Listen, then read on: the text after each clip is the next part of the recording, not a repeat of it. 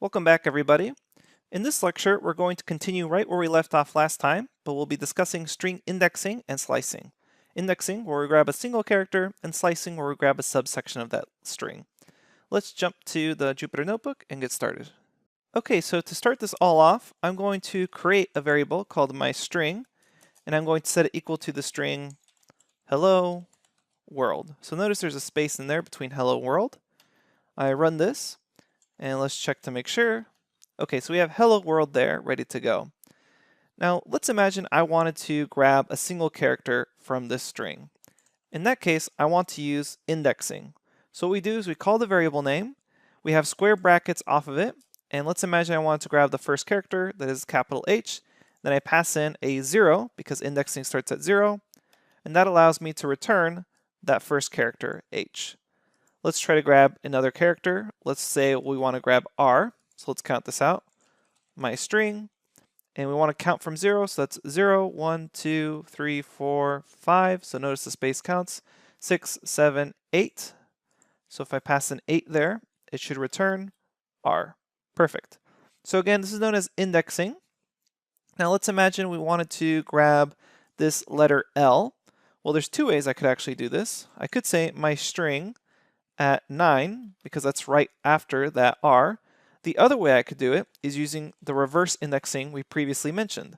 So starting at 0 from H, I can go backwards in the string, so that D is -1, and that means this L is -2. So if I say myString -2, I will actually get back that L. And then if I keep going backwards in the string, I'll get back that R, which is right before the L. So I will get back this R right there. So you can use both positive index positions and negative index positions to grab elements or characters from the string. And that's really useful again because oftentimes you'll have a variable string, maybe it's someone's name, and you don't know how big that name is, but for whatever reason you want to grab the last letter of their name, then you can always just use -1 and you know that's the last letter of the string. Okay, let's go ahead and continue to discuss slicing. So slicing is a little more complicated because we're grabbing a subsection of the string. So that's more than one character typically. Let's review our string. Whoops, my string here is hello world. And I'm going to redefine my string, just so this is a little easier to follow, as A, B, C, D, E, F, G, H, I, J, K. So just kind of a string of the alphabet there. We'll redefine it. And now I have this string of the alphabet. So let's imagine that we wanted to grab a subsection of a string that started at a particular index and then went all the way to the end. Well, the way we could do that is we would say myString, square bracket notation, and then we would say the starting index, let's imagine we want to start at the letter C and then go all the way to the end. So C is at index 2 because it's 0, 1, 2. So what I do is I pass in 2, and if I just do that, it gives me back the letter C. But if I want from C all the way to the end, I can say colon, and that indicates starting at index 2, colon, go all the way to the end, and there we have CD all the way to K.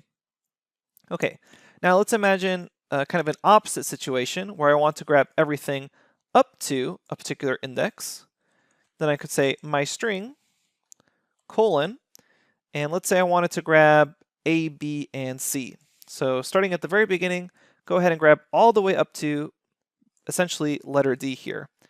So we'll say 0, 1, 2, 3, pass in 3 there, and then we run this and we get back A, B, C. Now this is sometimes confusing for students because if we check out myString, technically we have the D at index position 3 because it's 0, 1, 2, 3. What you should note here is that the stop index, this term right here for 3, which only returns back A, B, C, that stop index is basically saying go up to, but not including that index position. So go up to the letter D, but don't include it, which essentially says A, B, C. So keep that in mind as you're kind of playing around with slice notation. This stop is up to, but not including.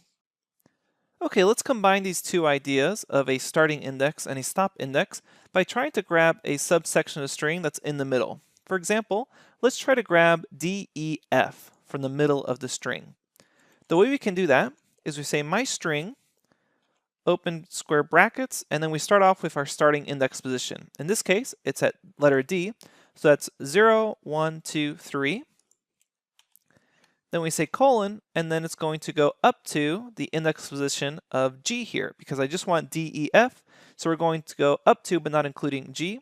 So that's 0, 1, 2, 3, 4, 5, 6. And now if I run this, I get back D, E, F. So let's practice this one more time by trying to grab another subsection of the string. For example, let's try to grab just B and C, these two letters, B, C.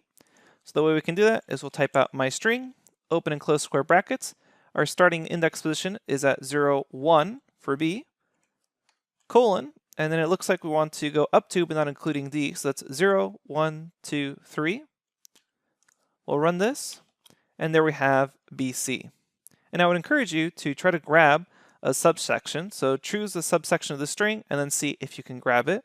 You can go ahead and pause the video and try that out. Okay, to end our discussion, let's quickly discuss step size. Let's imagine that I wanted to grab everything from the beginning of the string all the way to the end. Well, technically, that's just the string itself, but I could also use colon notation for this. I could say colon colon, and that basically says from all the way to the beginning, go all the way to the end. Now, you don't often see this because you might as well just call the string itself, but this is technically valid syntax. The reason you might see something like this is if someone wanted to specify the third parameter, and that is the step size. So right now, we're saying go all the way from the beginning to the end in a step size of 1, A, B, C, D, E, F, G. So that's the default step size of 1. However, I can change that by providing a number such as 2, and that says go in jumps of 2. So from A, go to C, to E, to G, to I, to K.